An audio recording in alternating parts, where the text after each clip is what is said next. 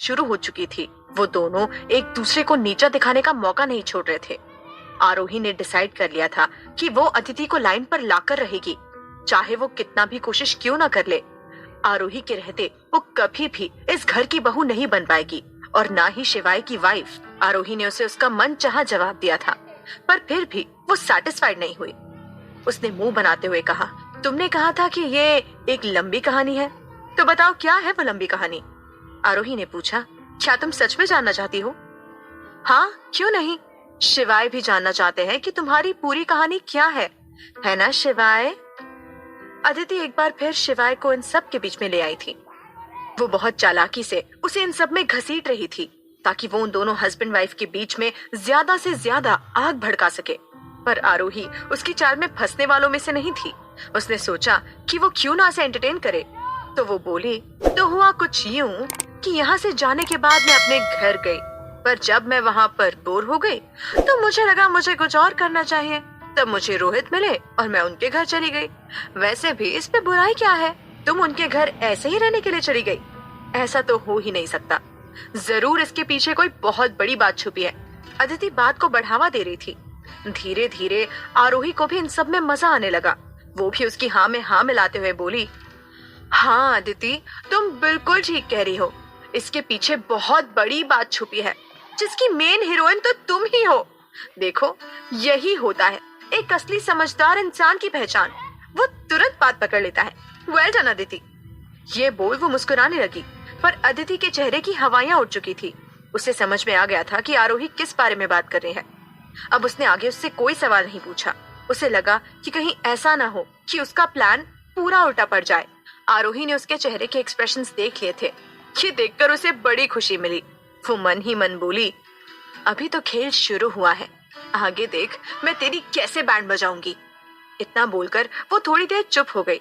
फिर उसने वापस कहा, वैसे बस इतना ही नहीं हुआ, कहानी तो अभी बाकी है। मुझे कुछ भाड़ों के गुंडों ने घर से किडनैप कर लिया था। वो मुझे किसी सुनसान जगह पर ले गए और वहां मुझे बहुत टॉर्चर किया। वो तो मैं जैसे तैसे करके वहां से भाग निकली और अपनी जान बचा ली। इसी डर की वजह से मैं रोहित के घर पर रहने गई, क्योंकि मुझे लगा वहां मैं सेफ रहूंगी। वैसे भी मेरे अपनों को तो मेरी कोई फिक्र नहीं है, तो फिर अनजानों से कैसा बैर। शिवाय ने जैसे ही सुना कि आरोही किडनैप हो गई थी तो वो दंग रह गया। उसने अदिति को साइड में करते हुए आरोही से तुरंत पूछा, क्या कहा तुमने? तुम किडनैप हो गई थी? कब? कैसे? किसने किया तुम्हें किडनैप? और तुमने ये बात मुझे क्यों नहीं बताई? आरोही कड़वी स्माइल देते हुए बोली, शायद मैंने शहर में अपने कुछ दुश्मन बना लिए हैं जो मुझे अब जिंदा नहीं देखना चाहते, इसलिए मेरे साथ ये सब कुछ हो रहा है। ये बोलते बोलते वो तिरछी नजरों से अदिति को देख रही थी ताकि यही लगे कि उसका सीधा इशारा उसी पर है। अदिति भी धीरे धीरे घबराने लगी। शायद उसे आरोही की किडनैपिंग के बारे में पता था। वो नहीं चाहती थी कि आरोही शिवाय के सामने सुल्तान का नाम ले, इसलिए उसने बीच में ही कहा, शिवाय छोड़िए ना आप इन बातों को। आपने कहा था ना कि आपकी एक मीटिंग है, आपको लेट हो रहा होगा। शिवाय इस वक्त अदिति की कोई भी बात सुनने के मूड में नहीं था। उसने हाथ दिखाकर उसे रोकने का इशारा किया और बोला, मुझे क्या करना चाहिए और क्या नहीं ये मैं खुद देख लूंगा। इस वक्त मेरे लिए आरोही इम्पोर्टेंट है। उसके साथ इतना बड़ा हादसा हुआ और मुझे इसकी कोई खबर तक नहीं। ये जिसने भी किया है मैं उसे छोड़ूंगा नहीं। अब तो अदिति का चेहरा फीका पड़ चुका था। उसके चेहरे पर साफ दिखाई दे रहा था कि वो आरोही की बात से बुरी तरह से डर गया है।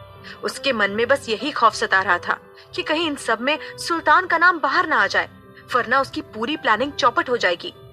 आरोही ने जब कोई जवाब नहीं दिया तो शिवाय ने एक बार फिर गुस्से में पूछा, मैं तुमसे कुछ पूछ रहा हूँ, मेरे सवालों का जवाब दो आरोही। क्या हुआ था और तुमने मुझे इन सब के बारे में कुछ क्यों नहीं बताया? आरोही ने भी बड़े गुस्से में उसे देखा। फिर उसने छोटी स्माइल देते हुए कहा, शिवाय, आप इस वक्त मुझे ऐसे देख रहे हैं जैसे आपको बहुत फर्क पड़ता है। प्लीज मेरे सामने चिंता दिखाने का झूठा दिखावा ना ही करे तो बेहतर होगा।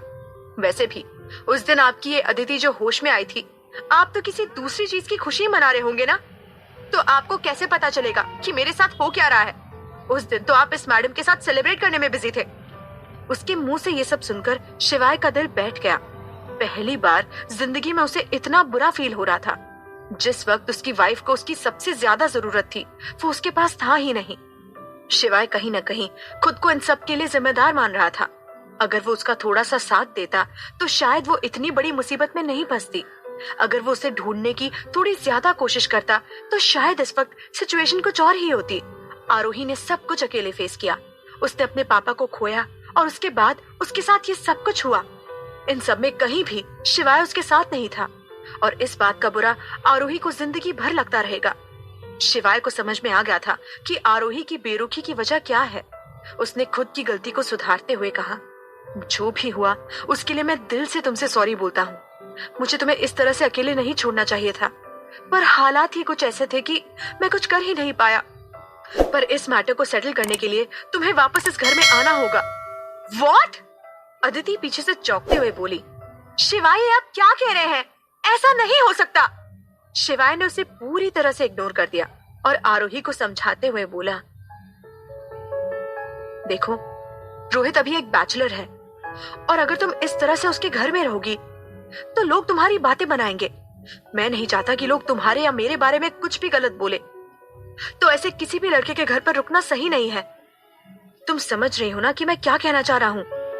आरोही अदिति की तरफ देखते हुए बोली, मैं तो मैटर सॉल्व करने के लिए यहाँ पर रुक जाऊंगी, पर ये बात शायद आपकी गर्लफ्रेंड को पसंद नहीं आएगी। देखिए तो, उसने तो अभी से मना कर दिया, तो ये एक ही छत के नीचे मेरे साथ कैसे रहेगी? अदिति को काफी गुस्सा आ रहा था कि आरोही बात बात पर उसकी बेइज्जती कर रही है, पर वो शिवाय के सामने ओवर रिएक्ट नहीं करना चाहती थी, वरना इससे वही बुरी दिखती। उसने पलटवार करते हुए कहा, नहीं, मुझे क्या प्रॉब्लम होगी? जब तक तुम शिवाय की एक्स वाइफ बनकर यहाँ रहोगी मुझे कोई प्रॉब्लम नहीं है। वैसे भी शिवाय ठीक ही कह रहे हैं, इस तरह से एक गैर मर्द के घर में रुकना ठीक नहीं है, वरना लोग बेकार ही बातें बनाएंगे। शिवाय ने जब अदिति के मुंह से एक्स वाइफ सुना तो उसने तुरंत उसे करारा जवाब देते हुए कहा, अदिति, अपनी लैंग्वेज पर थोड़ा ध्यान दो, हमारा अभी तक डिवोर्स नहीं हुआ है। आरोही अभी भी मेरी वाइफ है, एक्स वाइफ नहीं। शिवाय के इस जवाब ने अदिति का मुंह बंद ही कर दिया था। वहीं आरोही को मन ही मन हंसी आ रही थी। अदिति को गुस्सा तो बहुत आ रहा था, पर वो शिवाय को जवाब नहीं दे सकती थी। वो जबरदस्ती की स्माइल देते हुए बोली, okay, and I am so sorry. वैसे भी मैं जल्द से जल्द यहाँ शिफ्ट हो जाऊंगी। अब मैं ज्यादा दिन आपसे अलग नहीं रह सकती। ये तो होना ही था।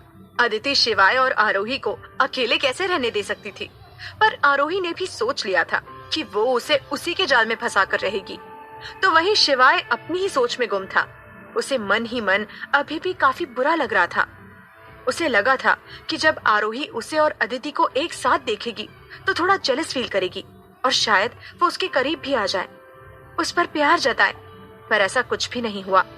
आरोही ने ऐसा कुछ भी करने की कोशिश नहीं की। शिवाय को लगा कि शायद वो उससे प्यार ही नहीं करती। बहुत देर सोचने के बाद अपना गला साफ करते हुए वो बोला, ऑलराइट, हम लोग इस मैटर पर अब आराम से बात करेंगे। फिलहाल तुम अपना सारा सामान लेकर वापस यहाँ आ जाओ। मैं सर्वेंट से कहकर अपना रूम ठीक करवाता हूँ। ये सुनकर अदिति को और भी बड़ा शौक लगा। वो झट से बोली, तो फिर मैं कहाँ जाऊंगी? Guest room. आरोही ने तुरंत जवाब दिया, हमारा गेस्ट रूम भी बहुत अच्छा है, मैंने पर्सनली उसे डेकोरेट किया है, तुम वहाँ पर आराम से रह सकती हो। वो क्या है ना, मैं अपने कमरे में किसी तीसरे इंसान को बर्दाश्त नहीं कर सकती। मुझे ओसीडी है। ओसीडी तो समझती हो ना, जिन लोगों को साफ सफाई से कुछ ज्यादा ही प्यार होता है। अब तो अदिति का मुंह देखने लायक था। शिवाय और आरोही हाथ धोकर उसके पीछे पड़ गए थे। वो कुछ भी बोलती उसका दूसरा ही मतलब निकल कर आ जाता। उसकी एक भी ट्रिक काम नहीं कर रही थी। शिवाय इतनी बातचीत होने के बाद वापस अपने ऑफिस जाने के लिए निकल गया। आरोही जाने से पहले मुस्कुराते हुए बोली, घर आया मेहमान और पैर में पेंसिल हील्स बस कुछ ही देर अच्छे लगते हैं। उनसे जितना जल्दी पीछा छूटे उतना ही बेहतर होता है। अदिति ये बात सुनकर गुस्से में बोली, क्या मतलब है तुम्हारा? तुम मुझे इस घर से निकालने की धमकी दे रही हो? आरोही ने मुस्कुराते हुए जवाब दिया, मैं कौन होती हूँ तुम्हें यहाँ से निकालने वाली? तुम खुद ही उल्टे पैर यहाँ से भागोगी, and that's my promise to you. इतना बोल वो हंसते हुए वहां से चली गई। अदिति ने कस के अपनी मुट्ठी बंद कर ली थी। उसने गुस्से में अपने साइड में रखा वाज उठाकर नीचे फेंक दिया। क्या सच में आरोही अदिति को घर से निकालने में कामयाब हो पाएगी? क्या शिवाय को अदिति की सच्चाई का पता चलेगा?